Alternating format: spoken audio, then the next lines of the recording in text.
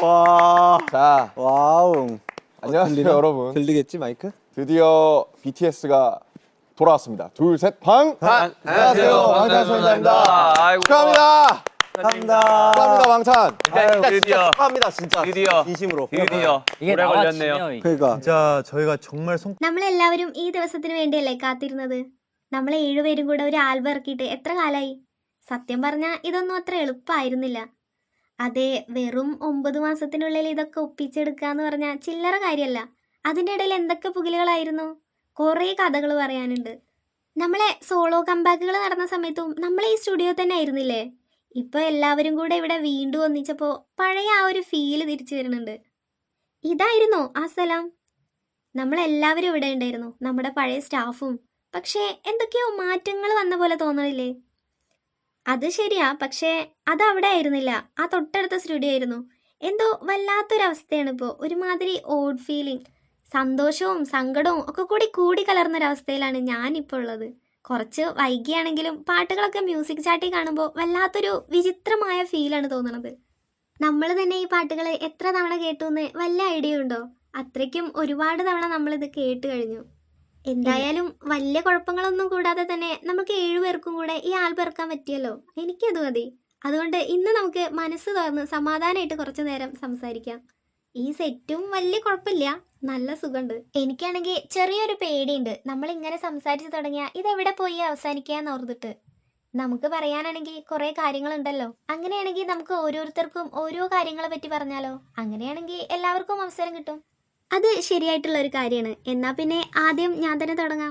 സത്യം പറഞ്ഞാൽ ഈ നിമിഷത്തിന് വേണ്ടിയുള്ള എൻ്റെ കാത്തിരിപ്പ് തുടങ്ങിയിട്ട് കുറേ കാലമായി. അത് വലിയൊരു പ്രോസസ്സ് തന്നെയായിരുന്നു. പട്ടാളത്തിൽ നിന്ന് വന്ന പാടെ തുടങ്ങിയതാ ഈ ആൽബത്തിൻ്റെ പണികൾ. പിന്നെ നിർത്താതെയുള്ള പ്രാക്ടീസും.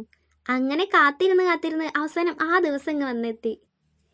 അന്ന് പറഞ്ഞിട്ടുണ്ടായിരുന്നില്ലേ അടുത്ത വർഷത്തെ വസന്തകാലത്ത് കാണാമെന്ന്? പറഞ്ഞ പോലെ തന്നെ ആ വസന്തകാലം ഇങ്ങ് എത്തിയിരിക്കുകയാണ്. അന്ന് മുടിയൊക്കെ വെട്ടി വല്ലാത്തൊരു കോലായിരുന്നു എനിക്ക്. എൻ്റെ വണ്ണം പോലും കുറഞ്ഞിട്ടുണ്ടായിരുന്നില്ല. എനിക്കാണെങ്കിൽ ക്യാമറയെ നോക്കാൻ പോലും മടിയായിരുന്നു. പക്ഷേ ഇപ്പം നോക്ക്, ഇപ്പം എനിക്ക് നല്ല ആത്മവിശ്വാസമുണ്ട്. ഇനി എനിക്ക് ആർമിയുടെ കണ്ണിലേക്ക് ധൈര്യമായിട്ട് നോക്കാം. നിന്റെ ആ മുടിയൊക്കെ ഇപ്പം നല്ല നീളം വെച്ചിട്ടുണ്ട്. എത്ര പെട്ടെന്നാണ് അത് വളർന്നത്? ശരിക്കും പറഞ്ഞാൽ സമയമൊന്നും ഒട്ടും പോകാത്ത പോലെയായിരുന്നു. പക്ഷേ ഈ മാർച്ച് മാസം തുടങ്ങിയപ്പോൾ മുതൽ സമയം എങ്ങോട്ടാ പോയിന്ന് പോലും അറിഞ്ഞില്ല. അത്രയ്ക്ക് സ്പീഡിലാണ് ദിവസം പോയത്. 9 മാസം എന്ന് പറഞ്ഞാൽ അത്ര ചെറിയ കാലയളവൊന്നുമല്ല. ഒരു ഫുൾ ആൽബം സെറ്റാക്കാന്നൊക്കെ പറഞ്ഞാൽ അത്ര എളുപ്പമായിട്ടുള്ള കാര്യമായിരുന്നില്ല. നല്ല പണിയായിരുന്നു. പക്ഷേ പരിപാടിയൊക്കെ കഴിഞ്ഞ് ആൽബം പുറത്തിറങ്ങിയപ്പോൾ ശരിക്കും സമാധാനമായി. ഇത് ഇത്ര പെട്ടെന്ന് കഴിഞ്ഞ പോലെ തോന്നുമെങ്കിലും ഇതിനു വേണ്ടി കാത്തിരുന്നവർക്ക് ഇതെത്ര വലിയ കാലയളവായിരുന്നു എന്ന് എനിക്ക് ഊഹിക്കാം. കഴിഞ്ഞ വർഷം മുതൽ നമ്മളിതിൻ്റെ പിന്നാലെ ആയിരുന്നില്ലേ? 4 വർഷത്തെ ഇടവേളയ്ക്ക് ശേഷമാണ് നമ്മൾ പുതിയ പാട്ടുകളുമായിട്ട് വരുന്നത്.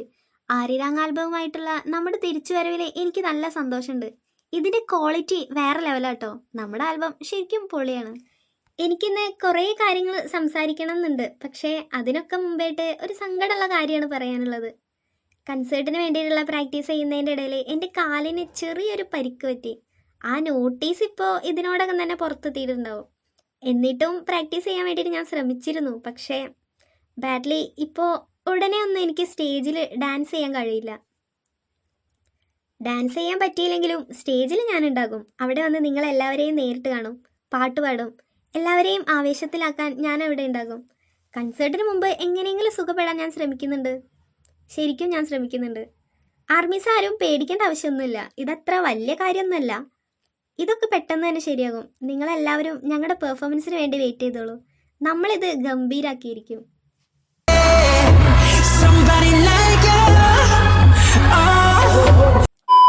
ഇപ്പോഴത്തെ പുതിയ ആർട്ടിസ്റ്റുകളൊക്കെ ഉണ്ടല്ലോ, അവർക്കൊക്കെ പലതരം സ്റ്റൈലുകളും മ്യൂസിക് വീഡിയോകളും ഒക്കെയാണ്. പട്ടാളത്തിലായിരിക്കുന്ന സമയത്ത് ഞാനിതൊക്കെ കണ്ട് കുറേയൊക്കെ പഠിച്ചു. അത് ശരിയാ, നീ പട്ടാളത്തിൽ ഒരുപാട് മ്യൂസിക് വീഡിയോസ് ഒക്കെ കാണുന്നുണ്ടായിരുന്നു. പിന്നെ ആ ഒരു ഇൻസ്പിറേഷൻ വെച്ചാണ് US പോയതും. നമുക്കിനി ആ എപ്പിസോഡുകളെ കുറിച്ചൊക്കെ ഒന്ന് സംസാരിച്ചാലോ? അത് നല്ല രസമായിരുന്നു. ശരിക്കും അതൊരു പ്രയാസമുള്ള കാര്യമായിരുന്നാലും ആ ഒരു പ്രോസസ്സ് ശരിക്കും നല്ല രസമായിരുന്നു. നമ്മൾ വീണ്ടും ആ പഴയ ഡോമിലേക്ക് തിരിച്ചെത്തിയ പോലെയാണ് തോന്നിയത്. ആദ്യത്തെ ആഴ്ചയിൽ ജിന്ന അവിടെ ഇല്ലായിരുന്നു, ഹോബിയും. ഞാൻ പാരീസിലായിരുന്നു. ജിമിനും ജങ്കുക്കും ഷുഗയും പിന്നെ ഞാനുമായിരുന്നു അവിടെ ഉണ്ടായിരുന്നത്. ജിമിനാണെങ്കിൽ റൂമിൽ തന്നെയായിരുന്നു, അവൻ പുറത്തോട്ടേ ഇറങ്ങില്ല. ജങ്കൂക്കിനായിരുന്നു ഒടുക്കത്തെ നാണം. ഫുഡ് കഴിക്കാൻ മാത്രമായിരുന്നു അവൻ പുറത്തിറങ്ങിയിരുന്നത്. അവൻ ആ പഴയ 15 വയസ്സുള്ള കുട്ടീനെ പോലെയായിരുന്നു അന്ന് അവിടെ പെരുമാറിയിരുന്നത്. സത്യത്തിൽ എനിക്കും നാണായിരുന്നു. നംജൂണി ഇംഗ്ലീഷിലൊക്കെ നന്നായിട്ട് സംസാരിക്കെങ്കിലും ആർക്കായാലും ഒരു നാണൊക്കെ തോന്നും. എനിക്കും നാണായിരുന്നു, പക്ഷേ ഞാനത് അഡ്ജസ്റ്റ് ചെയ്ത്. ജങ്കുക്കിന് നല്ല ടാലൻ്റ് ഒക്കെ ഉണ്ട്, പക്ഷേ അവൻ ഇതിലൊന്നും പങ്കെടുക്കില്ല എന്ന് പറഞ്ഞിരിക്കുകയായിരുന്നു. പിന്നെ ഞാനാണ് അവനെ ഉന്തിത്തള്ളി വിട്ടത്. സത്യം പറഞ്ഞാൽ എനിക്ക് ഭയങ്കര നാണായിരുന്നു. പക്ഷേ 2 ആഴ്ച കഴിഞ്ഞപ്പോൾ ഞാൻ ഓക്കെ ആയി. അതെ 2 ആഴ്ച കഴിഞ്ഞപ്പോൾ നീ നല്ല ഫോമിലായിരുന്നു. ഫുൾ എനർജിയിൽ പാട്ടിൻ്റെ ബീറ്റ്സൊക്കെ കൃത്യമായി കൈകാര്യം ചെയ്തു. ഈ ആൽബത്തിൽ അവന് വലിയൊരു റോളുണ്ട്. നമുക്കിനി പാട്ടിനെ കുറിച്ച് സംസാരിക്കാം. അതിനു മുമ്പൊരു കാര്യം, ജിന്നാണ് ആദ്യം ഡിസ്ചാർജ് ആയി വന്നത്. അവനാണ് നമ്മുടെ ആ ഒരു മൊമെൻറ്റം കളയാതെ കൊണ്ടുപോയത്. നീ ടൂർ പോയി, റൺജിൻ ചെയ്തു, പിന്നെ കുറേ വെറൈറ്റി ഷോകളിലും നീ ഉണ്ടായിരുന്നു. നിന്നെ ഇഷ്ടപ്പെടാത്ത ഒരാളെ പോലും ഞാൻ ഇതുവരെ കണ്ടിട്ടില്ല. നീ അത്രയ്ക്കും ഹാൻസ് ആയിരുന്നത് കൊണ്ടായിരിക്കും ചിലപ്പോൾ. എന്തായാലും നീ വലിയൊരു റോൾ തന്നെയാണ് ചെയ്തത്. എനിക്കിത് വലിയ കാര്യമായിട്ട് തോന്നി. ഹാൻസായ ആളുകൾ എപ്പോഴും സ്ക്രീനിൽ തന്നെ ഉണ്ടാകും. My name is Jian and I'm handsome. സത്യം പറഞ്ഞാൽ എനിക്ക് നല്ല ചമ്മലുണ്ടായിരുന്നു. അതൊട്ടും എളുപ്പമായിരുന്നില്ല. എങ്കിലും നീ നന്നായി ചെയ്യുന്നുണ്ടായിരുന്നു. ഓ താങ്ക്സ്. സെഷൻ കഴിയുന്നതിന് ഒരാഴ്ച മുമ്പ് ഞാൻ അമേരിക്കയിൽ പോയിരുന്നു. അവിടെ മെമ്പേഴ്സിനെ കണ്ടപ്പോൾ അവർ നന്നായി ഹാർഡ് വർക്ക് ചെയ്യുന്നുണ്ട് എന്ന് എനിക്ക് മനസ്സിലായി. പ്രാക്ടീസ് ടൈം കഴിഞ്ഞിട്ടും അവർ ആകാശത്തേക്കൊക്കെ നോക്കി പാടുന്നതൊക്കെ ഞാൻ കണ്ടിരുന്നു. അവർ നന്നായി ഹാർഡ് വർക്ക് ചെയ്യുന്നുണ്ടായിരുന്നു. പകൽ സമയത്ത് എനിക്കിങ്ങനെ വെറുതെ കിടക്കാൻ ഭയങ്കര ഇഷ്ടമായിരുന്നു. ആ ഗാർഫീൽഡ് പൂച്ചേനെ പോലെ എപ്പോഴും കിടക്കുമായിരുന്നു. പക്ഷേ അപ്പോഴും മെമ്പേഴ്സ് അവിടെ പാടിക്കൊണ്ടിരിക്കുകയായിരിക്കും. ഏത് തീം ഉപയോഗിക്കണം എന്നുള്ള കാര്യത്തിൽ നമുക്ക് ചെറിയൊരു കൺഫ്യൂഷൻ ഉണ്ടായിരുന്നു. അതുകൊണ്ട് ഞങ്ങൾ നംജൂണീൻ്റെ അടുത്ത് ഏത് കീവേഡ് ഉപയോഗിക്കണം എന്ന് ചോദിച്ചു. അങ്ങനെയാണ് നമ്മൾ ഗ്യാപ്പ് പോലുള്ളൊരു കാര്യങ്ങളിലേക്ക് എത്തിയത്. നമ്മൾ ഏതാണ്ട് 120ഓളം ട്രാക്കുകൾ ഉണ്ടാക്കിയിട്ടുണ്ട്. ഞാൻ ജിൻ വർക്ക് ചെയ്യുന്നത് കണ്ടിരുന്നു. പുള്ളി ഭയങ്കര ഷൈ ആയിട്ടായിരുന്നു ഉണ്ടായിട്ടുണ്ടായിരുന്നത്. പക്ഷേ നീ അന്ന് ടൂറിലായിരുന്നില്ലേ? എനിക്കും എൻ്റെ വേൾഡ് ടൂറിൻ്റെ സമയത്ത് ചെറിയൊരു ചമ്മലൊക്കെ ഉണ്ടായിരുന്നു. എനിക്ക് നാണം വന്നാൽ എൻ്റെ ചെവിയൊക്കെ ചുവന്ന കളറാകും. പക്ഷേ ഞാനിതിൻ്റെ മുമ്പ് ഇങ്ങനൊരു സെഷൻ ചെയ്തിരുന്നത് കൊണ്ട് എനിക്ക് ആ ഒരു വൈബ് പെട്ടെന്ന് കിട്ടി. മെമ്പേഴ്സ് ഒരുമിച്ച് അവരുടെ കൂടെ ഇരിക്കുന്നത് തന്നെയാണ് വലിയ സന്തോഷം. സോളോയിൽ നിന്ന് ഇതിനെന്ത് മാറ്റാണുള്ളത്? എൻ്റെ സോളോൻ്റെ സമയത്ത് എനിക്ക് എന്ത് വേണമെങ്കിലും ചെയ്യായിരുന്നു. അതൊരു കംഫർട്ടാണ്. പക്ഷേ ഒരു ടീമാകുമ്പോൾ നമുക്ക് ചെയ്യാൻ പറ്റാത്ത ഒരുപാട് കാര്യങ്ങളുണ്ട്. നമുക്ക് ടീമിൻ്റെ വോക്കലിനെ കുറിച്ചും മെമ്പേഴ്സിൻ്റെ ടോണിനെ കുറിച്ചും ചിന്തിക്കേണ്ടതുണ്ട്. അതുകൊണ്ട് സോളോയിനേക്കാൾ ലിമിറ്റേഷൻസ് ഗ്രൂപ്പിലുണ്ടാകും. അവസാനമായപ്പോൾ നമ്മൾ പാട്ടുകൾക്ക് വേണ്ടി കുറേ തിരഞ്ഞിരുന്നു.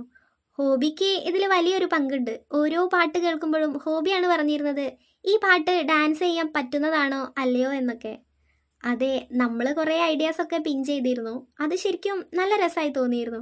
കാരണം എല്ലാ പാട്ടുകളും കേട്ടപ്പോൾ ഒക്കെ ഒരുപോലെയാണ് എനിക്ക് തോന്നിയത്. പക്ഷേ എന്നാലും ഏത് പാട്ടിനാണ് ഡാൻസ് ചെയ്യാൻ പറ്റാത്തത് എന്ന് എനിക്ക് കൃത്യമായി പറയാൻ പറ്റിയിട്ടുണ്ട്.